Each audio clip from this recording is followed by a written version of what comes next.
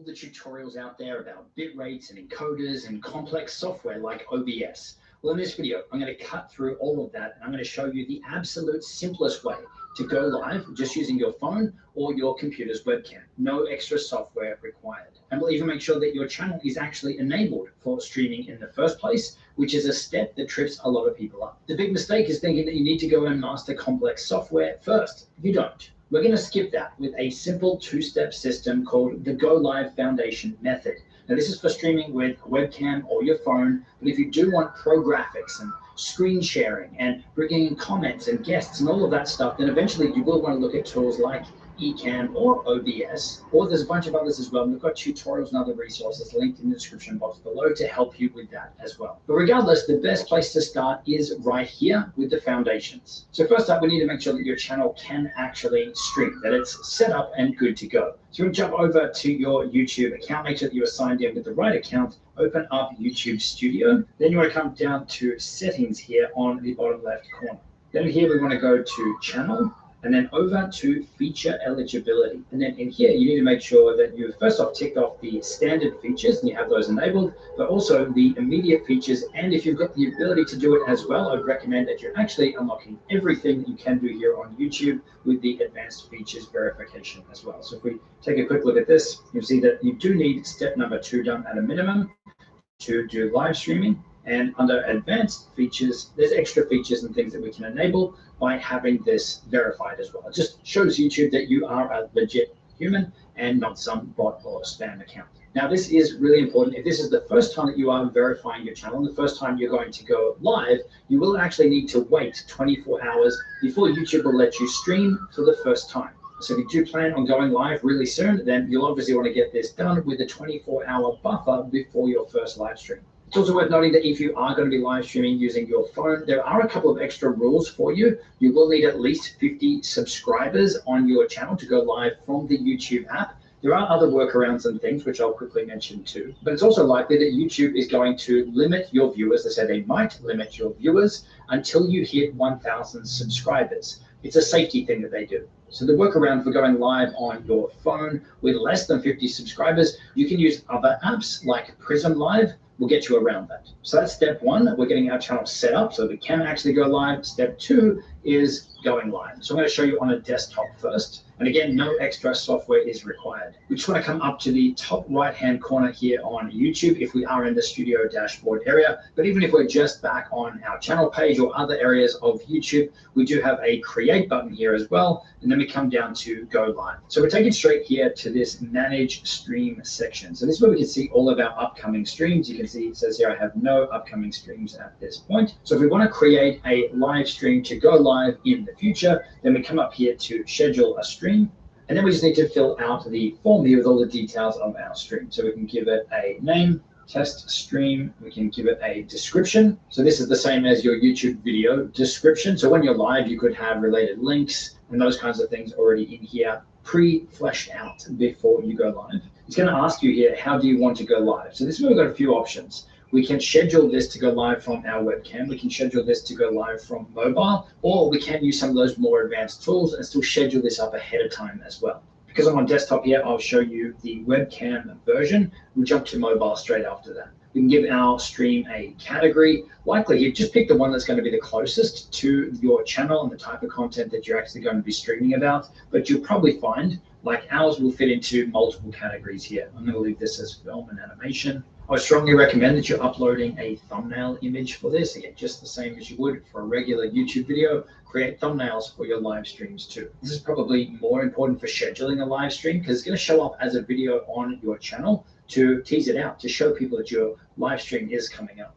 We can add your live stream to playlists if you've got those set up on your channel, but you will here need to specify, is this video made for kids or not? Who is your primary audience for this? So I'm going to leave this here as no, not made for kids. You can see there's a lot more options in here in terms of age restriction if we need to lock that down. And if we come down here to show more, then this is where we get to specify if this live stream is including a paid promotion. So it says like a product placement, sponsorship, or endorsement. If there's any AI content that's being used in there, we can also add video tags here again, just the same as you would a regular YouTube video. And we can give YouTube details about our language and any closed captions and those things. I normally just leave this stuff here all as default, but it's good to have a skim through here to know that you can apply the settings that are related to you.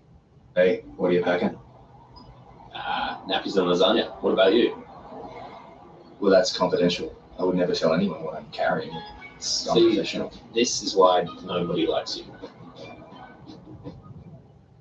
Sponsorship means so much more than you can imagine. It means you help children in the world's toughest place. Your stream. I'm just going to hit next for this one. Then if you are monetized, then you can choose, do you want to have ads run on your live streams while you're live? So we can get the option here on or off. We can choose to manually place our mid-roll ads down here, or we can let YouTube insert mid-roll ads for you. I say this is the recommended way, and we can choose, do we want a conservative approach to the amount of ads that are being served, balanced or aggressive? Again, just probably leave this. Let's trust that YouTube is doing the best for them and for us. So I would hit next. This is the customization area where we can turn on or off things like the live chat, the ability to have the chat replay afterwards. So when people are watching the replay, can they still see the live chat, a summary from the live chat, who can participate in the live chat while you're live? Anyone, subscribers only, or approved users. And scrolling down, we can also add a redirect afterwards, so we can send traffic from your live stream to another live stream when yours finishes. And we can also add a trailer for your live stream too, if you'd like to. This isn't something that I've used too often. Next, this is a critical step. This is where we specify what type of live stream are we doing, or who can really see it. So is it a private live stream? Is it unlisted on your channel? Is it for channel members only? Again, if you're monetized and you've got YouTube membership enabled, we could do a members only live stream. Or is this public so that everyone on your channel, everyone on YouTube could really jump on and see this? We then specify our date and time that we want this live stream to happen, and then we choose done. So at this point now, we've scheduled our live stream. So now we're taken to our stream preview. This is where we can create a thumbnail image. So it's giving us the option here to upload a custom thumbnail, which we could have done in the step before, or we can take a thumbnail or retake a thumbnail from the webcam or the camera that we're using here to go live. We then just want to confirm the critical details like our title for the live stream, the scheduled date and time for it. We've got our privacy here, so I've set this one to private, so it's not going to go public on the channel for this video. It's monetized and ads are on automatically. We then choose our webcam. You can see you've got whichever webcams you've connected in your computer. Same for your microphone. And then we choose go live when we're going live. Now, obviously, the time that I've scheduled this for here is actually now. So that's why I'm getting the option here to go live. And you can also see that because we picked webcam, it's actually kicked us up here to the webcam area for us to go live straight away. So I'm going to hit go live now. We're going live to private with the built-in webcam here. Looks terrible. And we've got this little countdown, we're going live, and it'll tell us when you're live. Here we go, we are live now. Now we can see how live we've been up in the top corner here. We can see the amount of viewers that we have, currently 0, and the amount of thumbs up that we're getting here as well. We've got the chat over on the side. We can change the categories for the chat, so we can switch between just the top messages, live chat, or even fan funding if you've got that enabled too. We can respond in the chat down here, and we can give hearts and emojis and all of that stuff. Now with this chat area with the 3 little dots here, we can actually see who is on the live stream as well, so we can view our participants. We can show and hide different things here in the live chat as well, so whether we're seeing what our moderators are doing, whether we've got timestamps, or whether we're actually seeing the reactions or not in there. And we can even pop out the chat. So if I press this, you'll see now we've got the chat showing up as a separate window. Let's close back out of that one. In terms of actual live controls, we've got the ability down here to grab a share link so that we can share this out. We can share our computer screen, which is great because it used to be a different type of live streaming here. So now you just got this one interface where you can actually run a pretty decent live stream. And we've got the ability to mute our microphone. But I love that we do have this little indicator down the bottom here where we can see that we do have audio, that we are actually speaking and that the audio is coming through to the live stream. Now we can hit edit here and we can change some things if we needed to on the fly, like our title, the description. We've got access to a lot of the features that we just had before in here as well if we need to make some urgent changes while we're live. But when we're done with the live stream, all we need to do is hit end stream here. It's going to prompt us, like, are you sure you want to end? Because you won't be able to continue after you stop it. So we press end, and a few seconds later, this is done. It's going to give us a quick breakdown of how many views, our peak number of viewers, watch time, all of that stuff is here. And then we need to just close out of this because the live stream is finished, or we can hit this edit in studio button. And this is where we could trim pieces out of our live stream if we needed to. So if you were doing some warm up, or maybe you want to chop off the Q&A, then we can do all of that here in the YouTube editor. Now we do have a dedicated tutorial on that. It'll be in the description as well. Now the process on mobile is very, very similar. We want to open up the YouTube app. Down the bottom, we want to hit the plus button in the bottom middle. And then we get to choose across the bottom here. Do we want to create a video, a short, or a live stream? So we want live stream. We can choose whether we want to go live in portrait or in landscape, but for the setup and everything, it all happens in portrait. So while we're configuring everything up, just leave your phone this way, and I'll show you how we can switch that if you are going to live stream the other way. Now up in the top right-hand corner here, this is where we can access our scheduled stream. So just how we were able to schedule a stream on the desktop. If we had already done that, and now it's come to the stream time, and we want to go live from our phone, then we can press on this, and it's going to show all of our scheduled streams in here. Obviously, there's none at this point.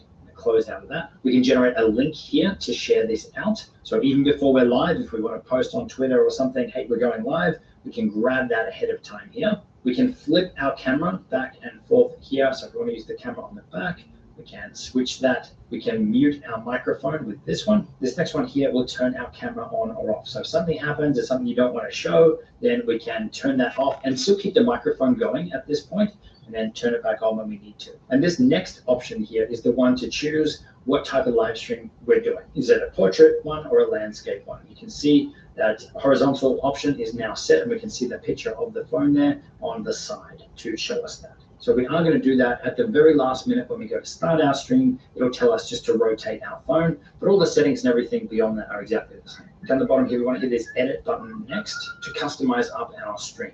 So at the top here, the first thing we're seeing is our thumbnail image. So if I press the little edit button on that, then we can take a thumbnail, we can upload a thumbnail. I'm just going to take one for now. We've got 3 seconds. Oh, that's scary. So if you saw what happened there, it didn't actually let me rotate my phone. It was taking it in portrait. So I strongly recommend that you just take a photo on your phone, worst case, or actually go and make a thumbnail image for your live stream here, save it to your phone and upload it that way. But you know, in a pinch, you could definitely do that too. Next, we want to give our live stream a title. Let's just go test. We can choose our visibility. Again, is it public, is it private, or for members? And then you'll see here we've got a lot of the same settings below this. Is it made for kids? We do need to specify that again. We can add our description, add a location. We can schedule it for later here as well. So we're just typing in a date and time for that. But the big difference here is that we've got an option here to go live together. You can see I can enable this on or off. So this will allow us to bring in a guest and create a live stream with someone. Now, this is something that you can't currently do on the desktop, that you will need other tools like Ecamm, StreamYard, EVMux, one of those tools to bring in guests. So I love that you can actually do this from mobile now. And then down under advanced settings, we've got some more customization for the experience here. So we're going to allow the chat to be on, reactions. Do we want to turn monetization on or off is in here as well. And we need to specify if this is including a paid promotion or working with a brand or anything. Let's go back. Once we're good to go with this, we want to hit next. Good. How good's that? Big W. Never, and I mean never, say sorry to bother you. Sorry to bother you. I appreciate. Then it's going to count us down, 3, 2, 1, and it'll tell us when we are live. Okay, right from preview to live really quickly. We can see that we are live again up the top here. We've got our count up timer, so we can see how long we are live for. Strongly recommend that you plug your phone in and not having one go flat like I am now. But we can see the number of viewers, we can see how many people have given us the thumbs up, and we can also see the number of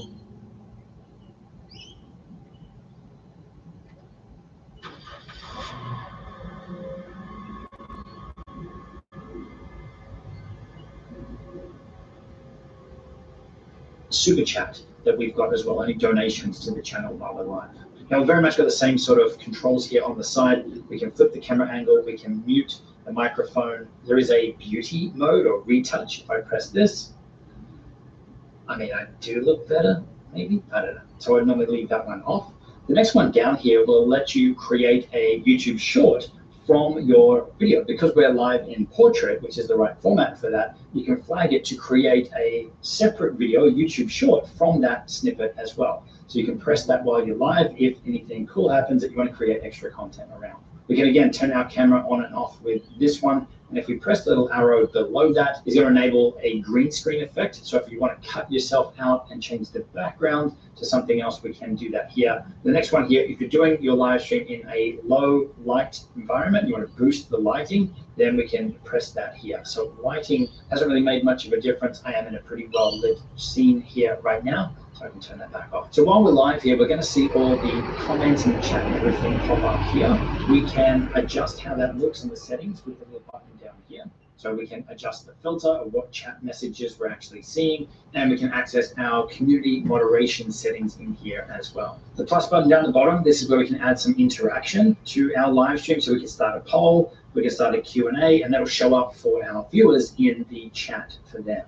And then the little arrow down the bottom here again is our share link to share this out publicly while we're live.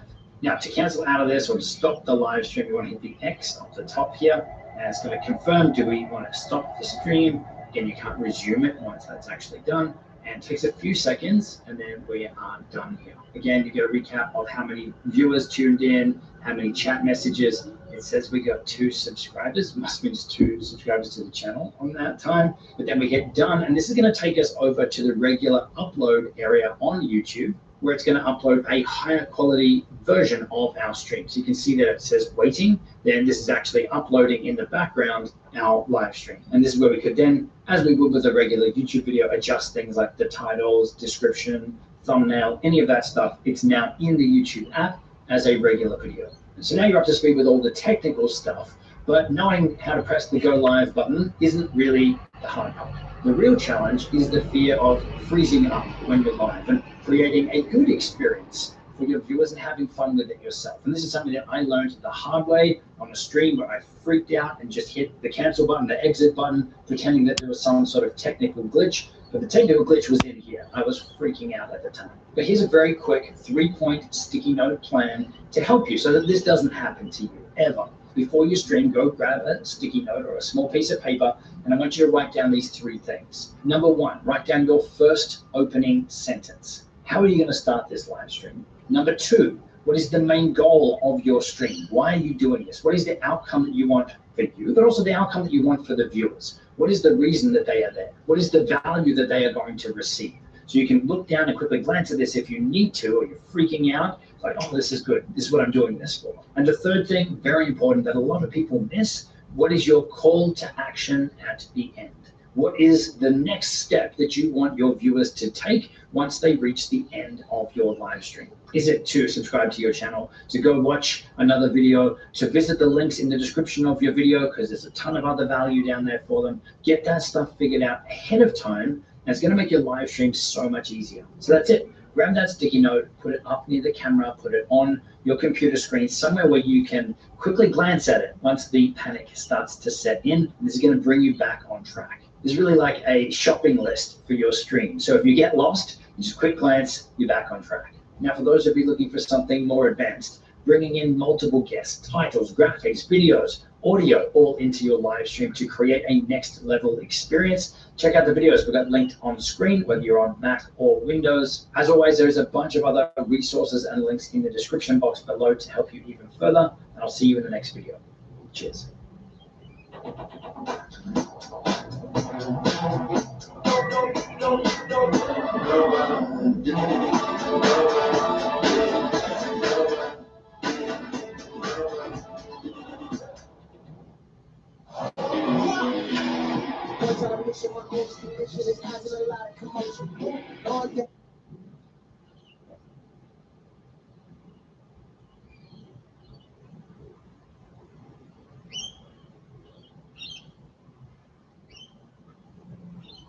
So there are certain things that smart YouTubers like myself do that almost every beginner YouTuber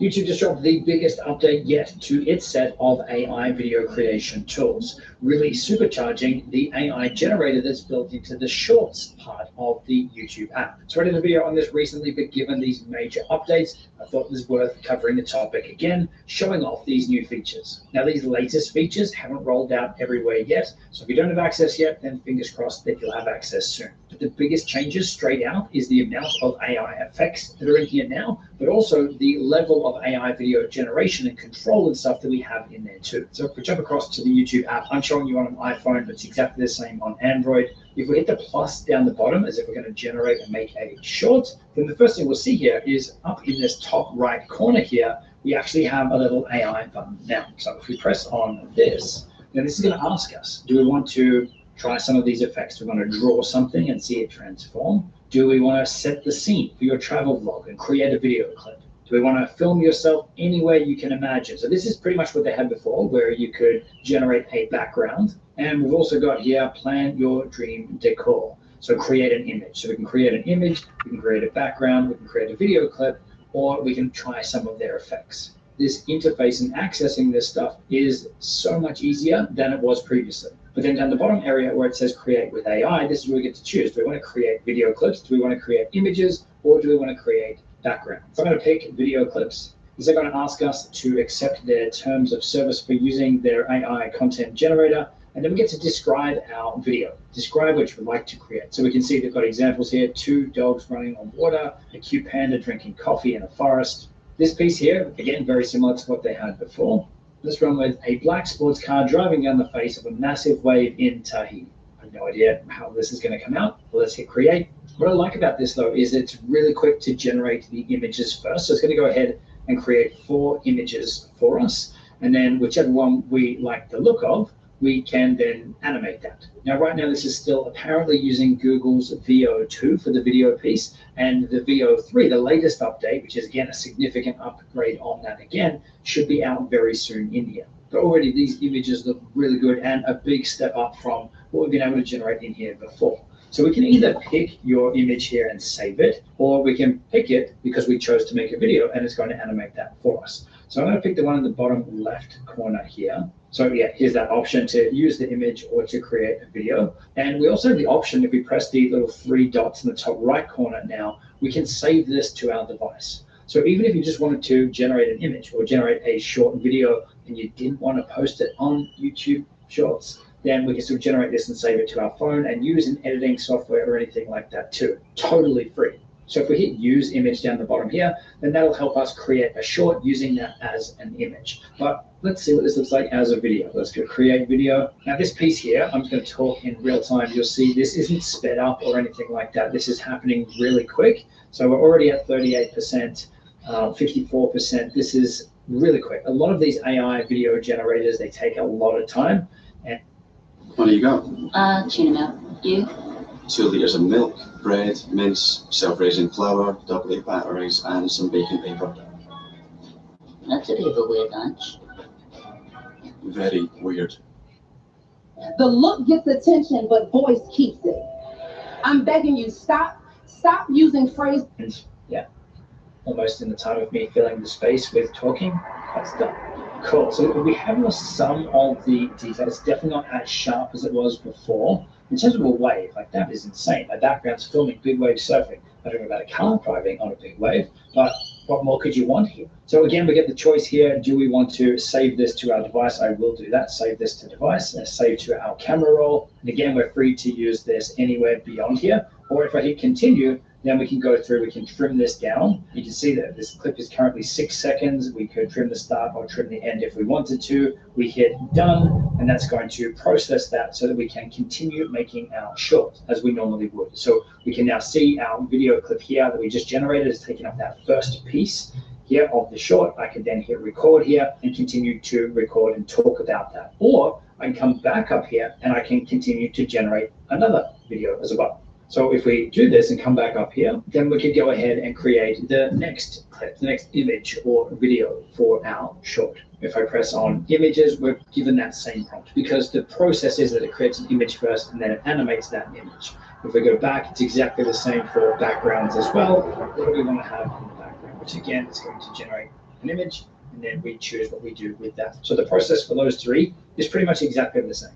Now, if we come back here, let's go back to me on camera here. The other effects and things that have been added in here are now under effects. So if we press on the little button here, the effects button, then down the bottom here, there's a lot of different effects that you can use here in the YouTube app to create your shorts. The ones that I'm interested in right now are the ones that are labeled here as AI, and there's some pretty crazy ones. So if I just choose this sibling one here, I was having a quick play with this one before. It says start recording to transform your selfie. So this piece here is a little strange in that I need to hit the record button down the bottom here, and it counts down from 3 seconds, and then it's going to go and apply this AI effect, whatever we've done. So I'm going to do this now, and it's actually doing it now, right? So it did it at the time, me counting down, the 3, 2, 1, actually the piece that it's using here to generate this video, which to me is a little strange. I would have thought it'd be a 3, 2, 1, and then yes, we're going to capture some video. We go from there, but something to be aware of. Okay, so let's see what this is generated again very quick. I'm talking, and there's another me, I guess, kind of in the background.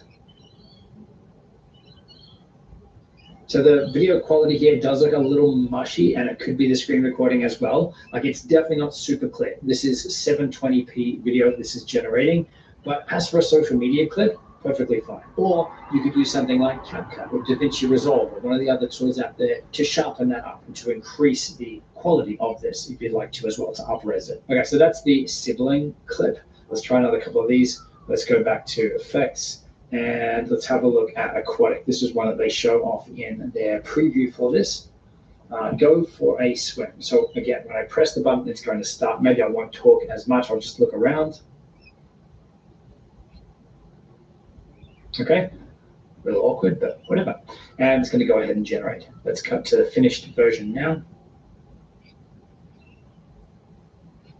Okay, that's pretty cool. I mean, it does still kind of look like me. How does it know I'm wearing jeans? Actually, I'm wearing jeans. I normally wear shorts. And I'm underwater in my office. Pretty cool. So this is the jump shot. Oh, that was terrible. I was never that good at basketball, but I think I was better than this. Next one, this is me fishing. Oh, there you go, got my fishing hat on. I'm kind of talking. And what, that was the fish that I caught at the end. Let's have a look, where is it? Fair enough, I caught a fish. And now I got a trophy. Okay, it was a weird, there's my trophy. Silver. Got a weird little effect there. Crossfade, kind of looks like me, but also not really, a little bit. Anyway, you can see that there's so many of these effects in here too, which could add to the content that you're creating. Have a bit of fun. Okay, future me, jumping back in here because there's been another major update to this. You can now do image to AI as well. So we're back here in the shorts creation area. This time to access this, we want to come down to add here. So we're going to add a photo that we have already taken. I'm going to pick this one here, product shot. So it's an old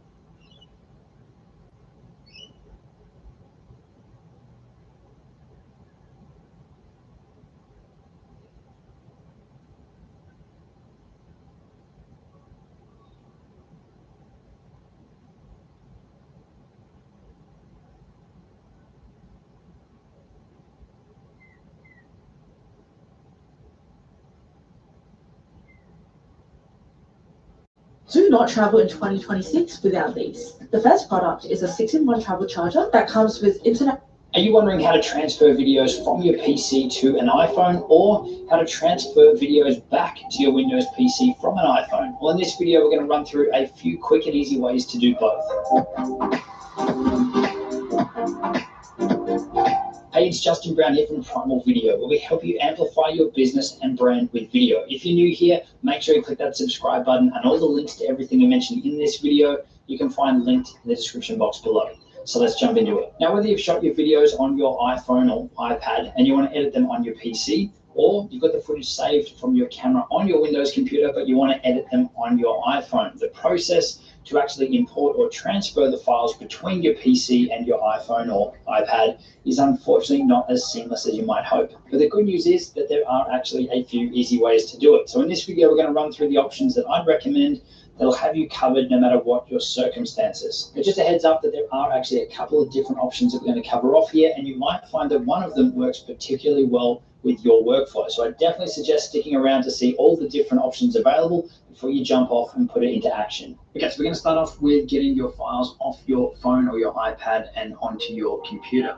So the first way we're going to look at is using the cable that came with your phone. So you want to plug your phone using the lightning cable into a USB port on your computer. Now it may pop up straight away saying that you need to trust or authorize the device. So make sure that you accept that. Then all you need to do is open up an Explorer window and come over to this PC. And then you can open up their Apple iPhone. So double click on that. Internal storage. DCIM 100 Apple, and here are all your photos and video files on the phone. So to get them off, all you need to do is select the ones that you want, and you can just drag them into the folder that you want, or drag them somewhere like your desktop, and they'll start to copy off. So really straightforward. If you don't have your cable with you, or you want to transfer them off using Wi-Fi, then if you go to the App Store and install the VLC for Mobile app. With that app installed, you just want to open up then the Photos app, and hit select and pick the photos or the videos that you want to transfer to your computer. Just tap on the ones that you want. Just press these 5. And we'll go share down the bottom left. And here you want to pick save to files. We'll go through and prepare your files to copy them over. And then you'll just want to pick the VLC folder and choose add. And that shouldn't take long at all because it's just copying the files internally into that VLC app. So now when we go back to the VLC app, you can see that we've got these files here in it, ready to go. So now we've got your files in there. You do want to turn on one more setting so that we can access those from the computer. And so let's go back up to that marker cone there in the top left-hand corner. And make sure that sharing via Wi-Fi is selected. And you'll see that it's got a web address there, 192.168.86.23. That might be different depending on your actual network setup. What you want to do is type out that web address into your desktop computer. Now, both your computer and your phone will need to be on the same network, but they don't necessarily need to be connected via Wi-Fi. So your computer, if it doesn't have Wi-Fi, this is still going to work as long as the two are connected to the same network. So I've opened up my web browser. I will then type in that address, and that'll open up that app on our phone as a website where we can directly interact with our phone. And you see here we've got the option here to download those files that are in there. So that's just a matter of picking the files that we want. So this one here will start to play, but we can pause it. So let me just right click and choose save video as, and we can choose where we want to save it to. So maybe here just under downloads, hit save. And that's going to happen pretty quick because it's not going over the internet. It's just talking direct to your phone. So if we open up downloads now, there's the file there. So that's how easy it is to get your files and photos and things off your iPad or iPhone and onto your Windows computer. Now to get the files back the other way, the process is pretty similar, but depending on the app that you want to use these files in, the process can be a little bit different. So the first method I'm going to show you is using iTunes. Now for this method, you will need to have your phone connected to your computer again with the USB to Lightning cable.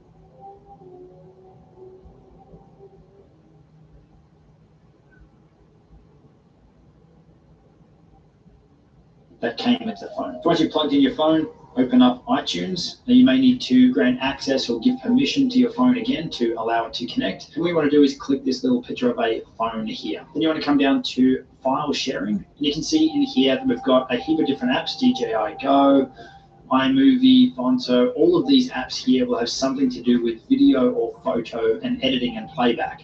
So these apps here, you can actually directly import the files straight to those apps for use in it. So all you need to do is either pick the app that you want. So for us, we'll just pick iMovie. So you can either then drag and drop your files into this window, or you can click Add File here. But our files are right here on the desktop, so let's just grab these files here and drag them over to this area.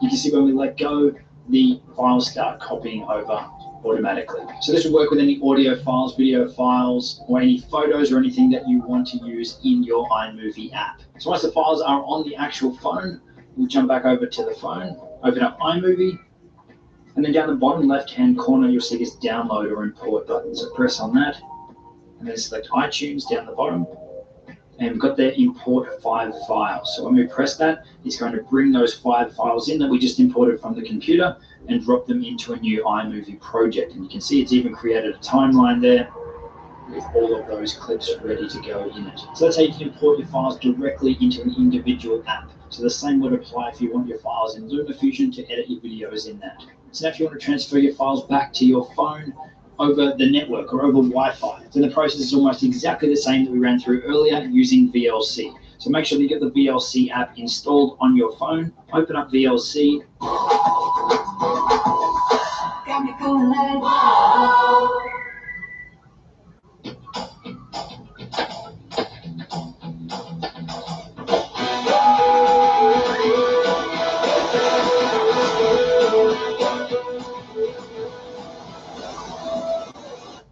Click the little cone in the top left-hand corner and make sure that sharing via Wi-Fi is enabled. And then over on your computer, you want to open up your web browser and type in that same number.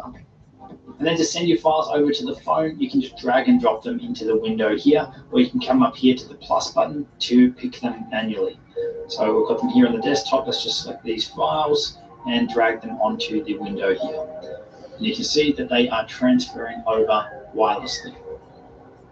But again, your computer and your phone will need to be connected to the same network. So now back on the phone, inside the VLC app, we can see that we've got those files there that are now on our phone, but they're still inside the VLC app.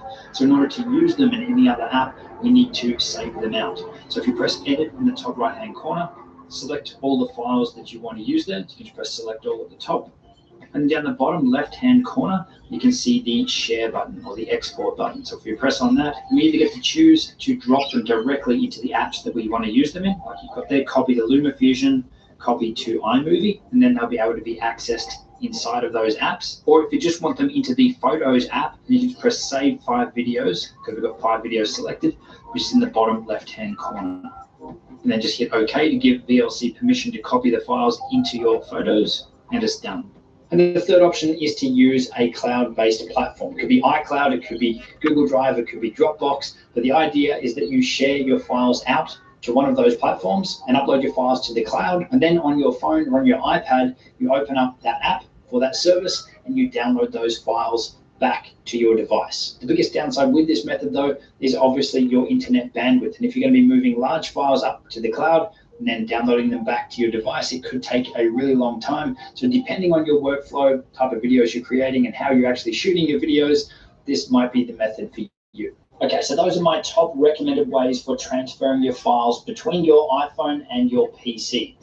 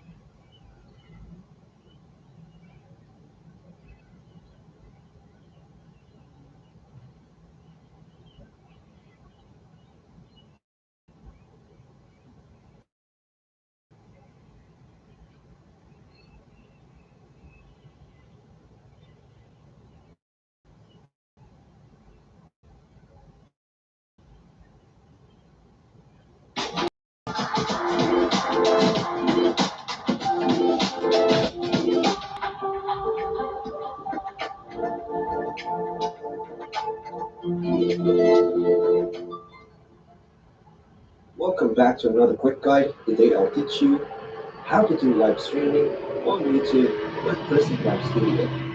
And it's literally an easy process. Make sure to watch until the end of the video to know it's done. Here's a step-by-step guide to help you get started. So firstly, make sure you have Prison Live Studio installed on your device. You can find it in the Google Play Store. Now, Prison Live Studio, go to Camera and navigate to the Account section. In the top right, tap the gear icon, go to Stream Destinations, choose YouTube. You will need to connect your YouTube account to Prison Live Studio when logging in. This will require you to authorize Prison Live to access your YouTube account. Just follow the prompts. Now, go back, hit the X again, then swipe right. Now, you can include your camera for video, audio sources, images, or other media you want to include in your stream. Since I already add media, tap on the media to make changes, adjust the layout by positioning and sizing the sources on the screen. By swiping right, you can also add text, overlays, effects, or other elements to enhance your stream.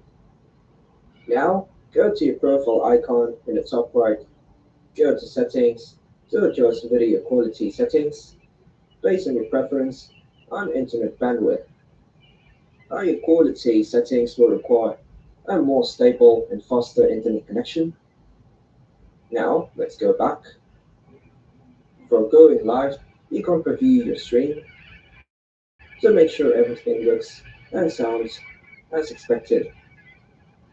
When you're ready, tap the Ready or similar button to start broadcasting to your YouTube channel.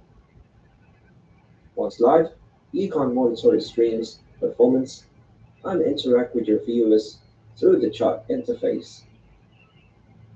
When you're done, you can end your stream by tapping the End button. Prison Live Studio will complete the session and your video will be saved on your YouTube channel based on the settings you choose. And that's all for now, folks. Hope you like and subscribe. Thank you.